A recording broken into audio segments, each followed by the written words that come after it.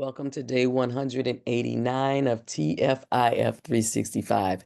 As you can tell from my voice, I had a grand time with my family. I am fucking exhausted, but I'm so happy that I also chose to disconnect from all internet for 3 days. I have not done that in like forever.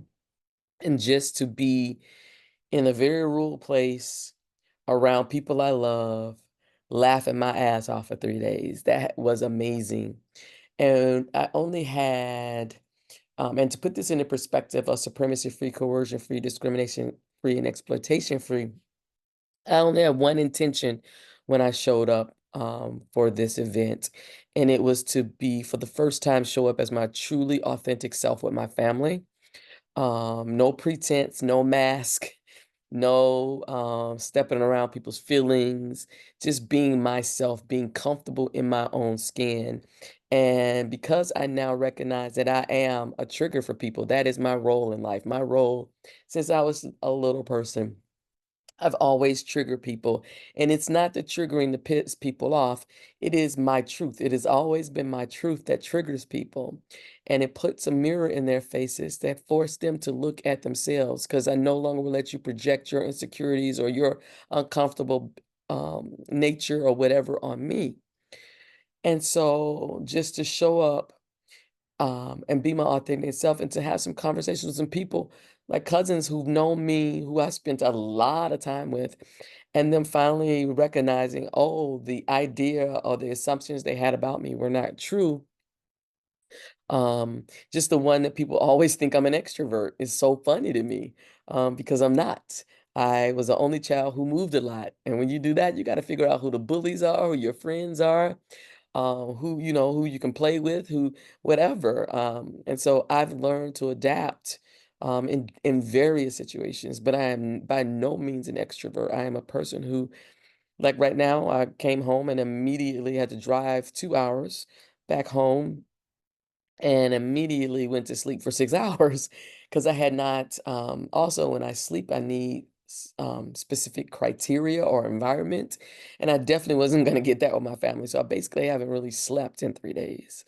Um, but I am so happy I went. I'm so happy I disconnected because it really gave me some time to, yeah, disconnecting really, it like broke an addiction. I wouldn't say an addiction because I've been working on this for a while of limiting my news intake and limiting my social media intake.